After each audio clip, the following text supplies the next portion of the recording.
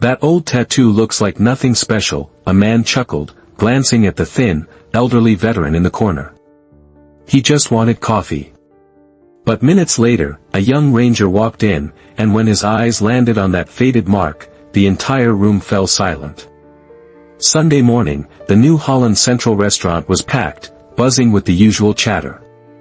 It was discount day for veterans, a small gesture that usually brought a diverse crowd. In a quiet corner table, an elderly man in his 80s sat, thin and stooped, his sparse gray hair a wispy halo around his weathered face. A metal prosthetic leg stretched out beneath the table. This was Robert Ellis, once a wilderness communications specialist in the Army Ranger Special Forces back in 1969. He wore no uniform, no badges, just a plain, faded brown jacket over a simple t-shirt, and an old, faded tattoo on his left wrist, a dagger piercing a helmet. His face, though kind and pitiable, bore the deep lines of a life lived hard, quietly. He simply held a glass of water, his small tray of eggs and toast sitting before him. He was a man of humble means, living a plain life, his clothing speaking of practicality rather than flash. For middle-aged men at a nearby table glanced over, their whispers carrying on the air. "I bet he just drew that himself," one sneered. "That tattoo looks ancient. What kind of soldier doesn't even have a veteran's card?" A server, young and clearly uncomfortable, approached Robert's table, bowing her head gently. "I'm sorry, sir. Someone complained that you're making others uncomfortable. Could you please sit in the outdoor area?" Robert remained silent, just nodding slightly. His tired eyes, filled with a distant weariness, showed no anger, only a familiar resignation. He slowly picked up his tray and stood, struggling toward the door.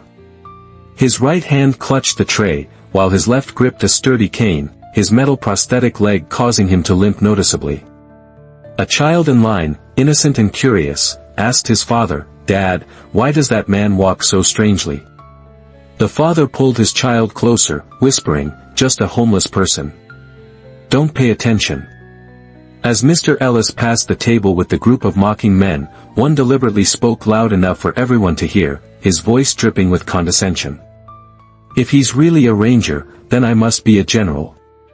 The entire table burst into cruel, echoing laughter. Robert didn't react, his face a mask of quiet dignity.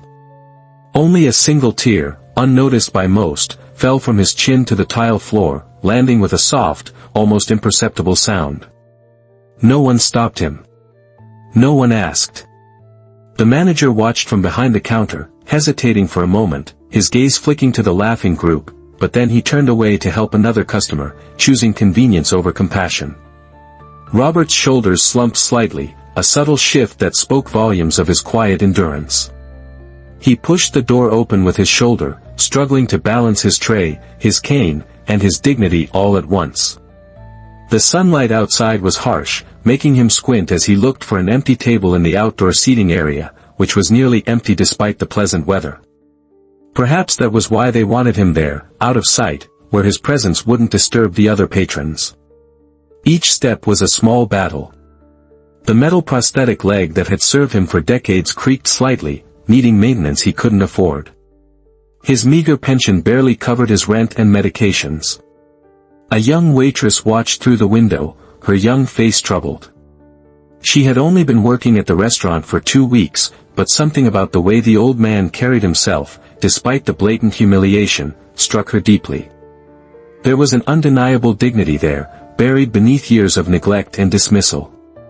Robert found a small table near the edge of the patio, carefully setting down his tray before lowering himself into the cold metal chair.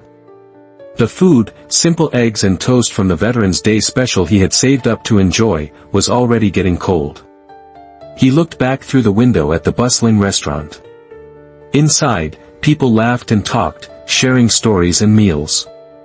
Out here, it was just him and the occasional car passing by. This separation, this invisible wall between him and others who couldn't see beyond his appearance, was not new to him. Robert Ellis had served with Ranger Team Bravo, responsible for technical support and supplies during deep territory missions. He lost his leg during a supply coordination mission when he hit a landmine at the Laotian border in 1971. The day he returned home, there was no welcoming ceremony, no public medals. Many of his missions remained classified as top secret. He lived quietly, opening a small auto repair shop in Colorado, living by the work of his remaining hands. For 30 years, he consistently helped young people, teaching them trades, fixing cars for free for poor neighbors, but never speaking about his military past. He carried only his small, unique tattoo and a yellowed letter, a handwritten note from his former commander that read, "Thank you to the most silent soldier I have ever commanded." Each year, on the anniversary of that fateful day, Robert visited a different restaurant for a meal. Not for the discount, but to honor the memory of a friend who fell with him during that mine explosion. Yet every year, he was misunderstood, driven away like an old beggar. Robert never complained. He never corrected anyone.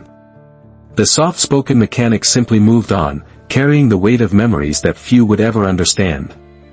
His neighbors knew him only as Old Rob with a good heart, the man who fixed their children's bicycles for free and never missed saying good morning. What they didn't know was that the limp in his step came from saving 3 men during an extraction gone wrong, or that the scars on his hands were from pulling wounded soldiers from burning vehicles. The restaurant he chose today was special. It was where his fallen friend, James Harrington, had promised they would eat when they returned home, a promise made the night before their final mission together. Back in 1971, Robert and his team had been tasked with establishing a supply route for field operatives deep in hostile territory. The mission was classified but essential for providing medical supplies and ammunition to forward teams. James had carried a photograph of this very restaurant in his pocket. "Best burgers in New Holland," he would say. "When we get home, I'm buying the first round." They were just 8 miles from extraction when they hit the minefield. Robert was navigating using hand-drawn maps and his exceptional memory for terrain. James was point man. The explosion threw Robert 30 feet. When he regained consciousness, the medic was already working on what remained of his leg. Through the haze of pain, he saw the body bag being zipped over James's face. 4 other men were wounded that day, but they all came home alive because Robert, despite his injury, had remembered the extraction coordinates and guided the medevac helicopter to their location through heavy radio interference. His technical skills, the ones that some dismissed as not real combat, saved 5 lives that day. But he couldn't save James. So each year, Robert found a restaurant. Sometimes he could afford a burger, sometimes just coffee. But he would sit and remember and honor a promise that only he was left to keep. The tattoo, the dagger through a helmet, wasn't standard Ranger insignia. It was something their small unit had designed, a personal emblem that only the 8 of them wore. Now, as far as Robert knew, he might be the last one living who carried it. As Robert reached the back door of the restaurant, it opened. A young soldier in black civilian clothes with a high-end tight haircut and a decisive stride walked in. His name was Jackson Miles, 27 years old, currently a combat Army Ranger home on leave for a few weeks. Jackson immediately noticed the old man limping away, the distinctive, faded tattoo clearly visible on his left wrist. He froze, his eyes widening in stunned recognition. "Excuse me, sir," he called out, his voice sharp with urgency. "Were you with Ranger Team Bravo?" Robert startled slightly, looking up, his tired eyes meeting Jackson's intense gaze. "Long time ago," he said, his voice raspy, "but yes, I was part of it." Jackson stood at attention, giving a perfect, crisp military salute right in the middle of the buzzing restaurant, utterly oblivious to the sudden quiet that had fallen over the patrons. "Sir, you're the one they tell us about at training camp. You're Ellis G7, aren't you?" Mr. Ellis was too choked up to speak, a mixture of shock and overwhelming emotion clouding his features. Jackson turned toward the service counter, his voice resonating with authority, silencing the remaining murmurs. "This restaurant has no right to ask him to leave. If anyone feels uncomfortable in the presence of a living legend, perhaps they should step outside for some air." The group at the nearby table, who had laughed so cruelly moments before, flushed bright red with mortification and embarrassment. One quickly stood up and, without a word, left the restaurant. An elderly woman nearby slowly rose to her feet, applauding softly. Then, an entire row of other patrons, one by one, also stood, a ripple of quiet respect spreading through the room. Robert said nothing, but he gently squeezed Jackson's hand. "Thank you, son," he whispered, his voice thick with emotion. "Just one person recognizing me, that's enough." Jackson wasn't finished. He walked to the center of the restaurant, his posture commanding attention, and spoke clearly, his voice carrying conviction. "This man before you coordinated the extraction of 17 wounded soldiers during Operation Swiftcunt. The tattoo he wears was earned in blood, not bought in a shop. I stand here today because men like him created the standards we now follow." The restaurant fell completely silent, a hush so profound you could almost hear a pin drop. Coffee cups paused midway to lips. Forks stopped halfway to mouths. All eyes were fixed on the young ranger and the old man by the door, captivated by the unexpected drama. "In training," Jackson continued, his voice softer now, but no less powerful, "they teach us about the shadow teams, the men who made impossible missions possible. Robert Ellis designed extraction protocols that we still use today. His supply route planning saved more lives than most frontline medics." The manager approached, visibly shaken, his face pale with a mix of shame and dawning realization. "Sir, there's been a terrible misunderstanding. Your meal today is on the house, and we would be honored if you would accept our invitation to return whenever you wish, as our guest." Robert smiled slightly, a gentle, sad smile, and shook his head. "No need for special treatment," he said quietly, his voice still raspy. "I just came to remember a friend." Jackson asked softly, a genuine respect in his voice, "May I join you, sir? I'd be honored to hear about your friend." Robert nodded, and they moved to a quiet table in the corner. Not the outside seating, but the best table in the house, overlooking the now reverent crowd. From across the room, the four men who had laughed earlier watched in stunned silence, their half-eaten meals forgotten. One by one, their faces a mixture of shame and disbelief, they stood and quietly left the restaurant, unable to face the weight of their earlier cruelty. The young waitress who had watched through the window approached Robert's table with fresh coffee, her hands trembling slightly.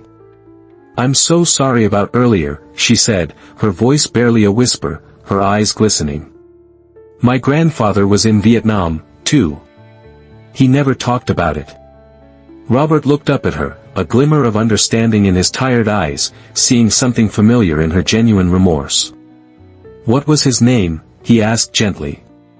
"James Harrington," she replied softly. "I never met him. He died before I was born." Robert's hand shook as he reached for his worn wallet, pulling out a faded photograph. "Your grandfather," he said softly, his voice thick with emotion, "promised to buy me a burger here someday."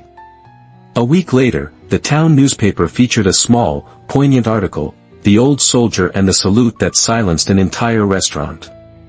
The photograph capturing the moment Jackson saluted Mr. Robert spread like wildfire across social media, attracting millions of shares, sparking conversations about respect, recognition, and the hidden sacrifices of veterans. The community, moved by the story, began visiting that restaurant, not just for the food, but to ask about Mr. Ellis. Many were surprised to learn he lived just 3 blocks away. A group of local schoolchildren, inspired by his quiet heroism, sent handwritten letters to his home, saying they wanted to hear him tell stories, not of war, but of those who had sacrificed. Jackson returned to his base, but every month, a handwritten letter would arrive for Robert, a quiet, consistent bond forged in a moment of public shame and profound recognition. The following spring, the town, deeply affected by Robert's story, organized a ceremony honoring 12 silent veterans, those whose service, often classified or unheralded, had been overlooked. Robert was the first invited to speak.